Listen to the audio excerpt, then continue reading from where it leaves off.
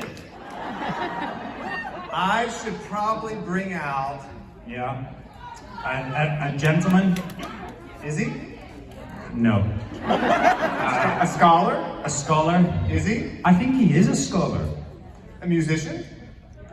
That is debatable. An excellent co-star? He's definitely left. Okay, let's do it. Yeah. Duncan to the choir, everybody! Yeah.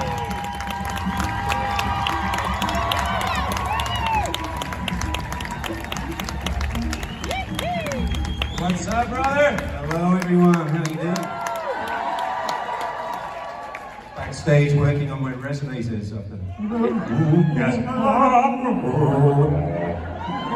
All warmed up now. I So many of you. have only one question for you guys, and then I'm going to turn this over to Sam Levine, who's going to take over from here for me. Do both of you have a cell phone? Yes. Do you get service in here? Let's see. They don't know what I'm doing. Oh, I know what you're doing. So there was someone who was supposed to be here. Graham. So here's my question. I would like you both to prepare to call Graham at the same time. And Whenever he picks up one? Yeah, so my question is, which of the two of you will he pick up? That's a good question. Or will he pick up at all? Well, Graham does not know about this. This is honestly on This the could go fly. hideously wrong. If Yeah. you don't know. Oh, yeah. How do I? Where's his number? I Okay. don't have his number here. He's got about 500 phone numbers. as Yes, well, at the moment he's carrying 4 phones. I think I've got there, so we need it on speaker, don't we? Hang on. Okay, I'll bring his number up now. You guys don't want to see what he's been writing to me. Okay, I'm ready. Are you calling? Yeah. He's under McTav on your phone. Immediately hung up on my one. Yeah. No. Come on, McTav.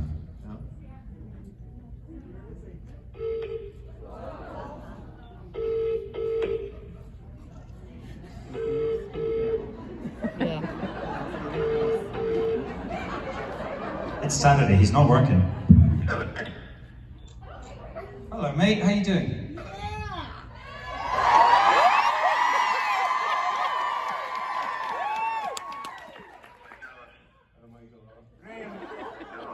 We're in Chicago and you're not here. Hi, Graham! My goodness, that's actually, that's not a whole group of people, that's just Duncan LaCroix. I'm sitting next to the choir. He tried to call you and you hung up. Well, of course. You blocked me. You have blocked me. We were just talking about No, our, I can. we were just talking about our new book, Graham, and how that you've basically revealed one of Duncan's hideous secrets in this new book. Yes, I have. I did actually, in fairness, I have told Duncan this, but I don't think he quite believes me or understands quite the extent of the revealing of the truth about it. It's damning stuff. I mean, really, I think you should take this opportunity to enjoy the last time you'll ever actually see Duncan outside the prison. I imagine the lawsuit's going to be pretty extensive, right? Oh, but he's doomed to fail because it's all true. Well, we miss you, mate. Obviously, we miss you, and well, not too much. Well, I miss you too. I do. Oh my goodness, that is a lot of noise in a meeting. So, are you doing a panel? Is that what's happening? yes. We're just starting our day here, and we'd give you a call to see, well, basically who you'd pick up. Whether it be me or Duncan. No, not Duncan. And now we know.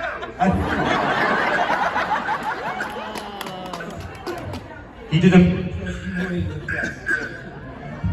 Mate, we hope you're well, and I'm sorry you couldn't make it. Thank imagine. And look after. We know obviously you're quarantining, you know, in a really safe environment. Probably, I don't know what, like a 5-star hotel. Or... Oh, it's a box. It's a type. I basically built myself a small box and nailed myself shut inside it. It's good. Good. It's good. I just have a picture of you on the wall, and that's all I need now. That is good. Well, I'm glad you're well, and Duncan and I we'll let you out of the box in about 10 minutes time. We'll come back and wait. Thank you, hey. Thank you so much. Look after yourself.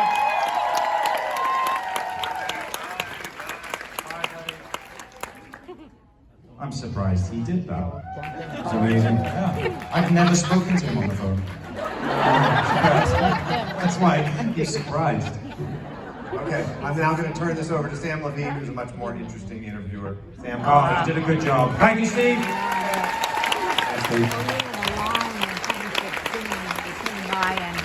Sam. Hey guys, hey everybody. Oh my God. What's up?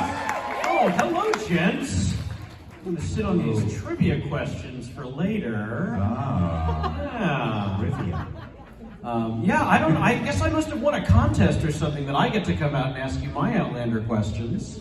But here's what first off, this show has, in my opinion, educated a generation of Americans on European, Scottish, British, French history that genuinely most of us did not know.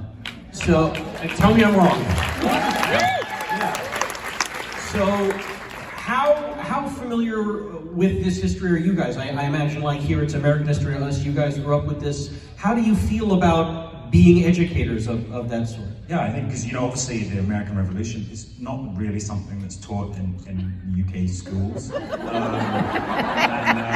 I know. And I think for both of us, you know, it was really interesting to sort of see that, to see obviously the device that the writers had as well by putting us on opposing sides.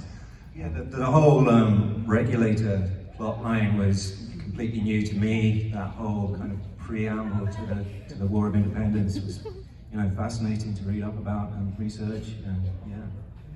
And the battles as well. I think the first battle, which wasn't really a battle, but a bit of a skirmish. But it's so interesting to see the sides as well, who was on which side, and obviously the British, you know, are just always at the heart of they're just evil, aren't they? Like they're Like the Klingons. the redcoats. Damn redcoats. But yeah, no, it's been really fascinating, and to see, you know, how it's progressed, and obviously in this next season, you know, the war is upon us, or is coming. So yeah, much to learn. Yeah, so this has been like a crash course in American colonial history for you guys. Oh yeah. Oh, Yeah. Okay. Okay. I think Murder Space should be on Mount Rushmore now. Picked it a lot. It was. It's all murder sport. It's all murder sport. The old coot, yes. Yeah, and then the Native American side of it's been really interesting. Absolutely. I never knew anything really about that culture, and I'd love to know more. And we had 2 years ago, and then this year as well, we had a large group of Native Americans come over from Canada, and they're just so fun, so vibrant. I do have my chain on, yes. I have a chain that I was given by an actor called Glenn Gould, who's he plays the chief in this season, and we were always laughing because he was supposed to be bear killer,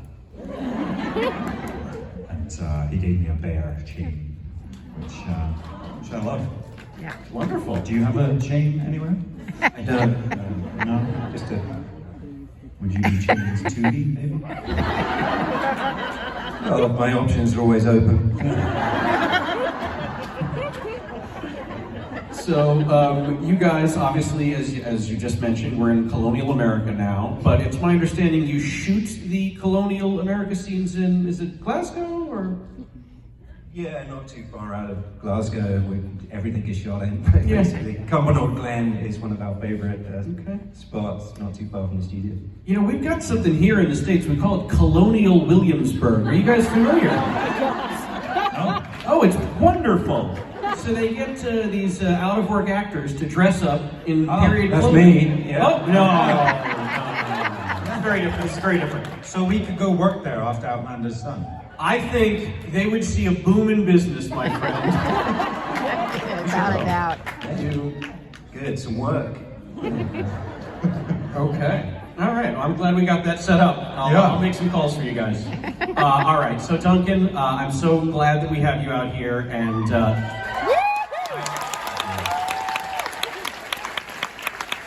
I want to say, spoiler alert, if you're somehow not caught up on this last season, but let's get real.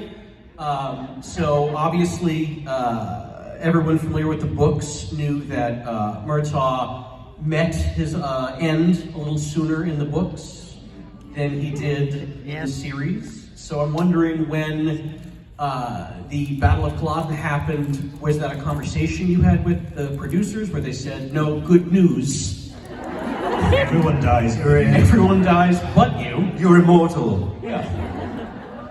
I kind of found out as we were filming season 2, one of the exec producers, Ira Bear at the time, said that they wanted to keep the character going for various reasons, just because so many of the characters had gone by this time that the 3rd season came around, that they wanted some kind of continuity for the fans. And there was plans to bring him back a lot sooner. There was a really cool storyline where they discovered him in the West Indies. Oh, that's right, Yeah. He was kind of like some drugged up Colonel Kurtz character. I was just like, yes, this is so good. And I had my visa ready for South Africa, and then Matt gave me a ring and said, yeah, that's not happening. So had to wait. I was very privileged to come back on the show and become the Silver Fox. Tell us about the beards.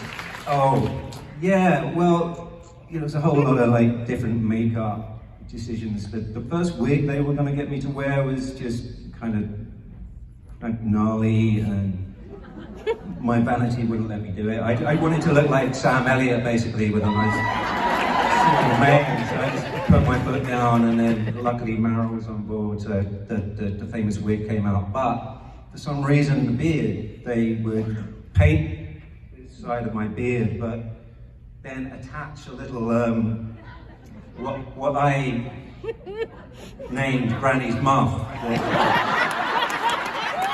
It's a little piece. Stick onto my chin at the beginning of the day. And, as the day progressed, inevitably it would just start flapping in the wind. And you'd find it all over the set. Oh, look, there's the muff. The entire VFX budget on the show went on, like, just fixing my beard back at the end of the day. But also you were walking around with this mutton chop beard that went like this. You looked like a sort of... Yeah, that's why Angel. it was at the beginning of the season, and they wanted me to just shave this bit so that they could stick Granny's muff on. And I was just walking around Glasgow looking like some weird biker from hell. And I just can't do this for a year. And people were just like looking at me. Yeah.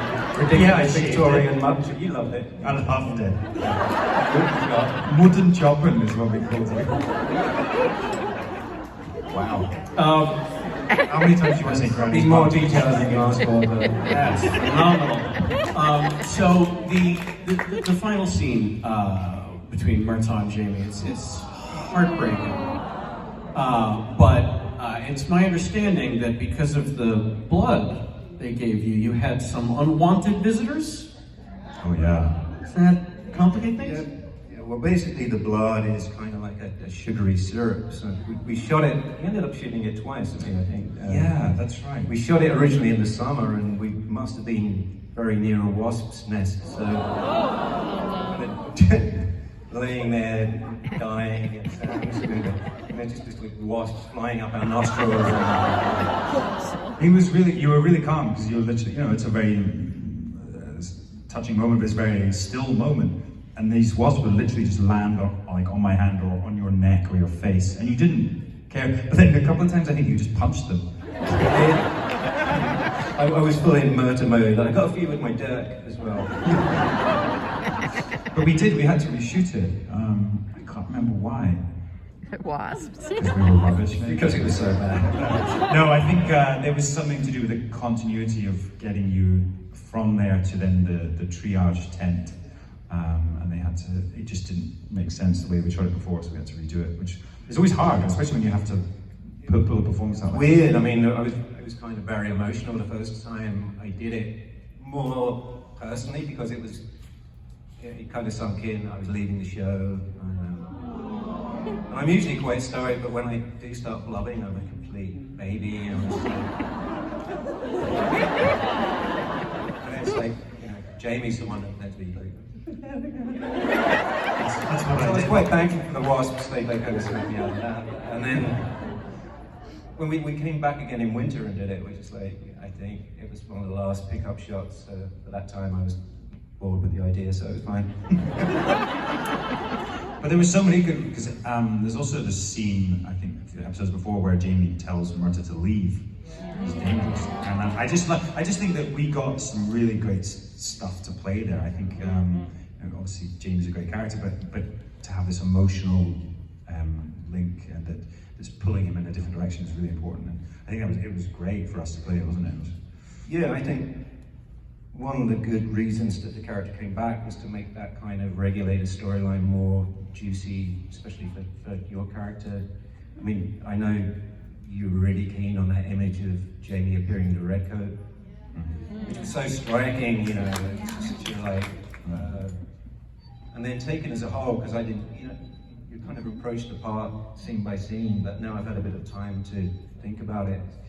You can see, Myrta's story is quite a tragic story, and his fatal flaw is that he can't let go, which works, which is his strength in the first part of his story up until Culloden. He can't let, that's what makes him strong, but then it's eventually what kills him. It stops him from getting together with Jocasta, and he can never let go of that oath, and that's kind of his downfall. He can't allow himself to be happy. It is tragic, you're right, and he's Ellen. It's always so sad because he's always there for Jamie. He's always there, Paris, everything. He's always been there, and it was really difficult to sort of film that sort of goodbye. And then of course you had your lovely flashback when you were young, and they CGI'd you to make your flowing locks. Yeah, I did enjoy that. Lots of digital de-aging, heavy makeup. It's good. And Wee Jamie. Wee Jamie, yeah. That was a lot of CGI too. It's so funny, the great wee lad, but we were shooting the scene and I'm telling him about the oath, and the camera's on me, it was my coverage, but he had this booger. It was the depth of winter and it was just getting longer and longer and longer. And in that scene, you see my face, but I'm just looking, surely it's just going to drop.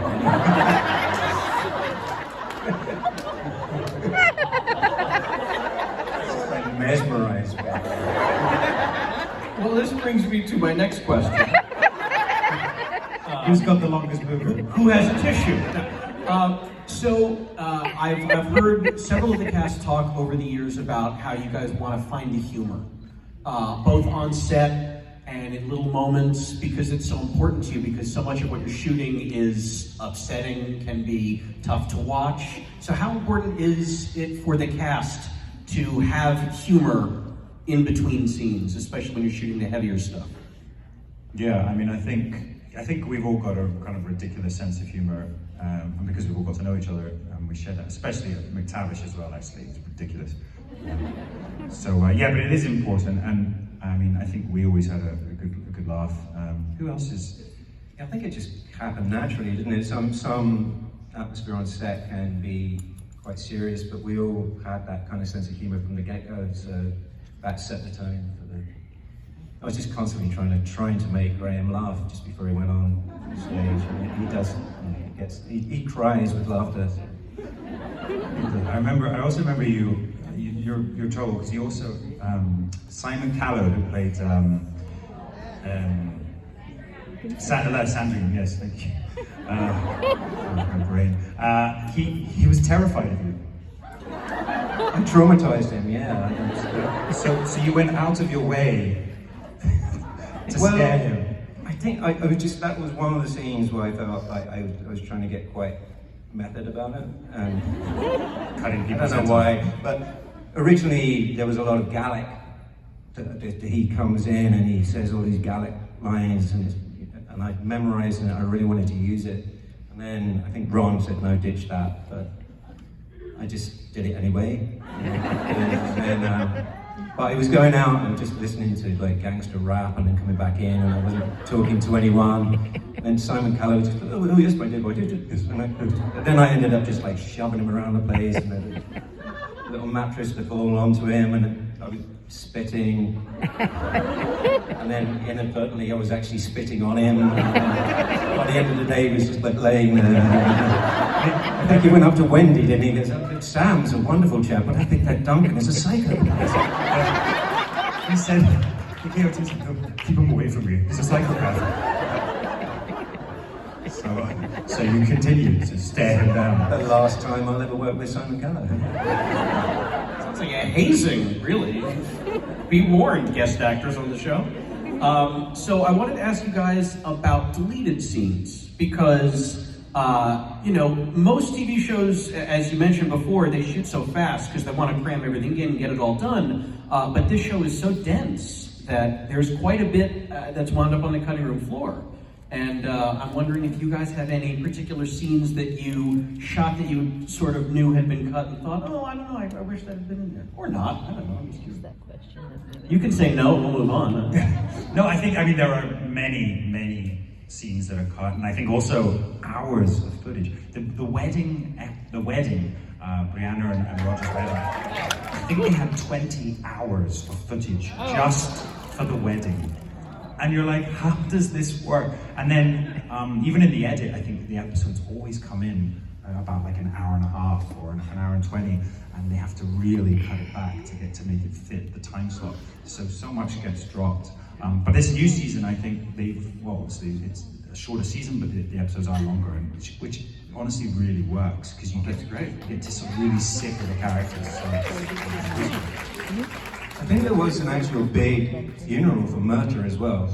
yes. But then everyone was there, weeping, as they should have done. And Fraser's Ridge. Yes. And right in the middle Yeah. was Rankin as Roger. And then they realised after they shot it that he wasn't anywhere near Fraser's Ridge at the time, so they had Jocasta, she sang an amazing piece, didn't she? But also, so we all left his grave and we're walking down, but there was this like ravine, and we all wanted to get out of the shot as quickly as possible, so we all to walk down this ravine and hide down there. And so it was just ridiculous, because we were sort of like blatantly still there, like trying not to do anything. It was actually really touching, wasn't it? It was really nice. Oh, I wasn't there, obviously. I could have been method and just like buried myself. I mean, In the movie. I also realized this last season we were shooting Thought of the it. first day or two, and I actually always like to look out and you see Murta's grave isn't there. I was like, where's it gone? And I think they'd forgotten to put the grave. So I emailed Matt and I was like, the grave's not there. And it appeared the next day, it was there. Very nice. It's just a flesh wound. It's not really dead. Took it in that. Oh, that's great. So, all right, stepping a little bit away from Outlander, you two as people, you're both pretty learned gentlemen. I know, Sam, you already have 2 honorary doctorate degrees. Yeah, but I did nothing for You know what? In America, you say doctor. We don't need to know the other context around it. It's fine. And Duncan, you are pursuing degrees as well in philosophy and psychology.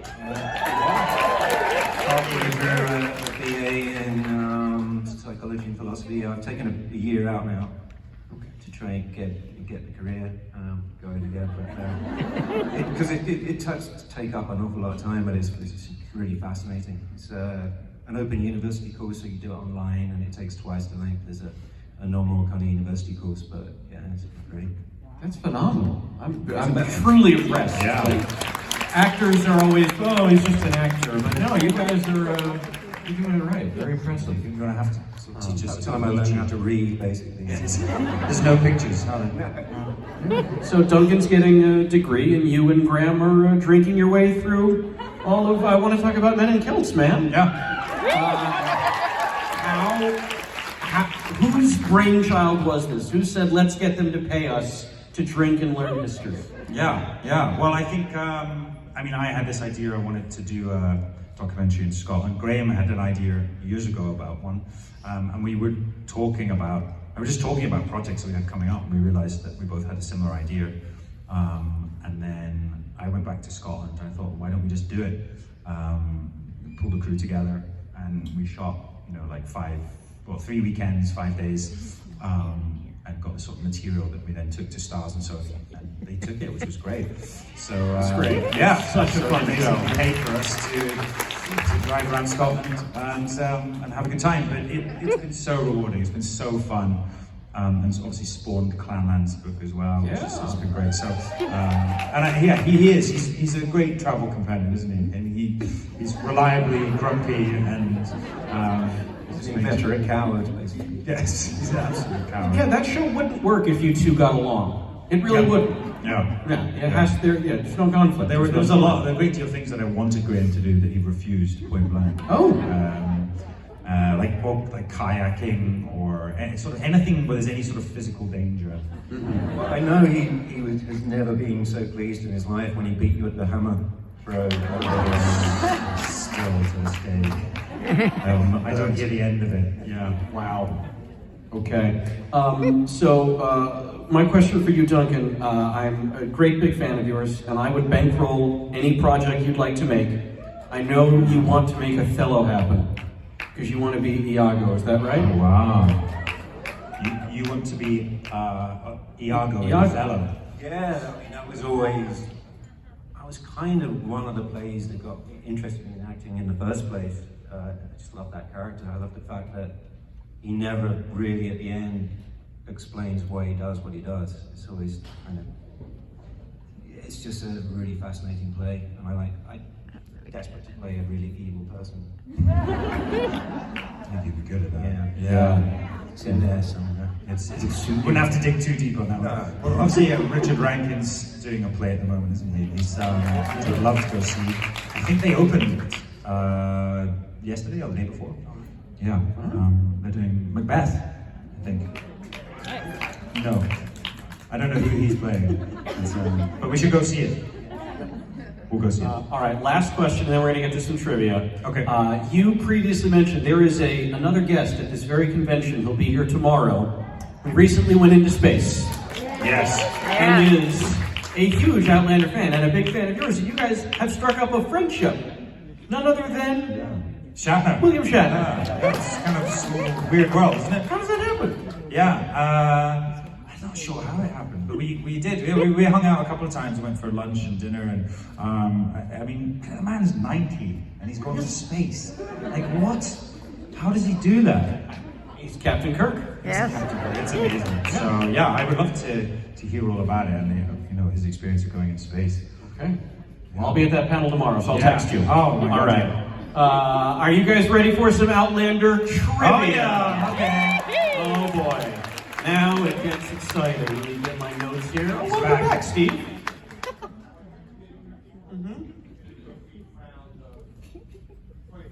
Okay, great. Okay. There'll be finger pointing. So I need some players to join me on stage, please.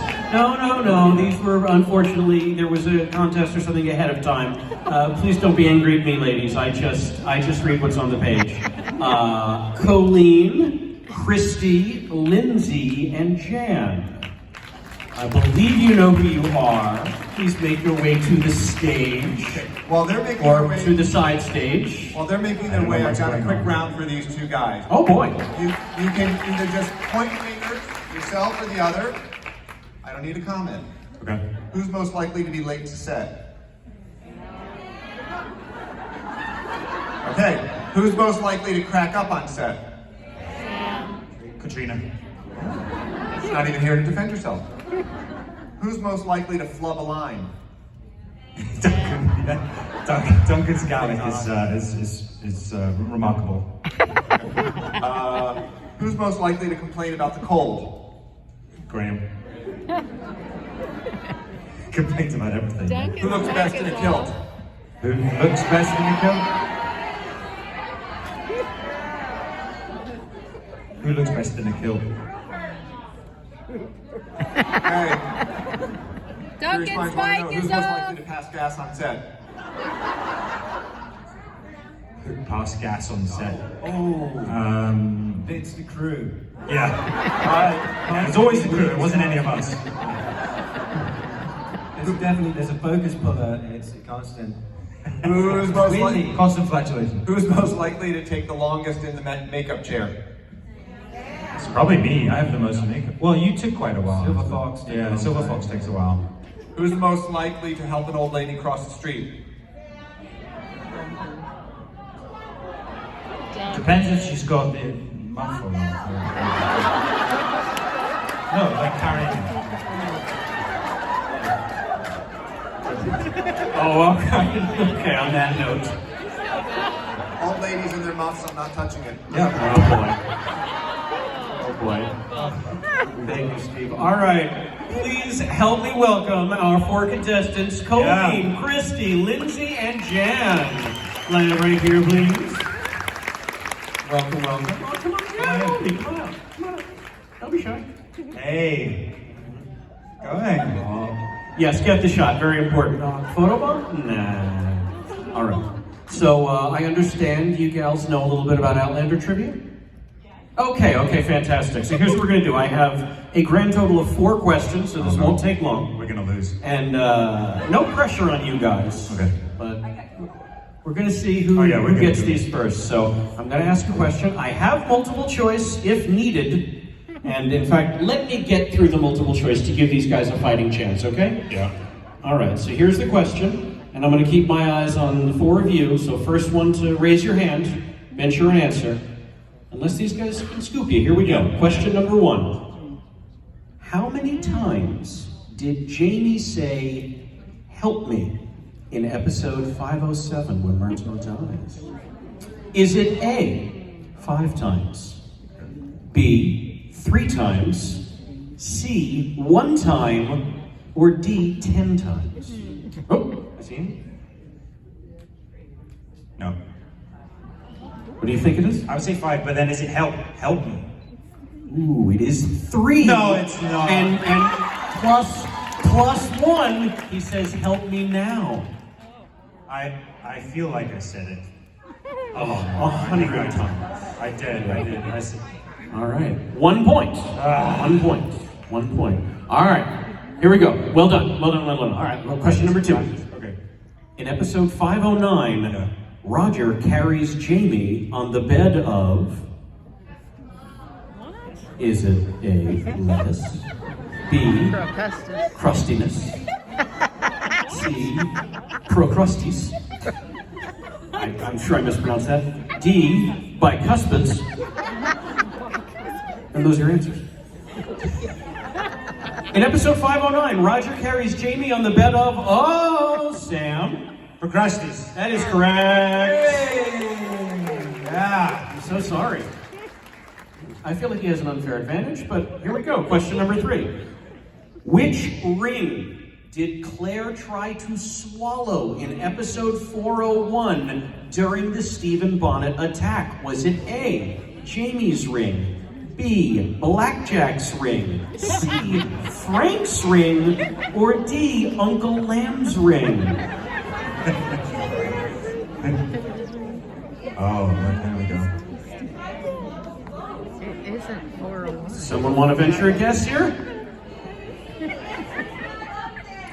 I'm sorry, it is not Frank's. Jamie's ring. It is Frank's ring. Yeah. Yeah, that divided the crowd. How about that? It's the wrong answer. Again, I read what they write me, ladies. I wonder what we did in Almost the show. both of them. I'm trying to remember what we did in the show. I gotta rewatch that one. All right, we're gonna call that one a mulligan. Yeah. We're gonna leave it all for the video last replay question. on that one, I think.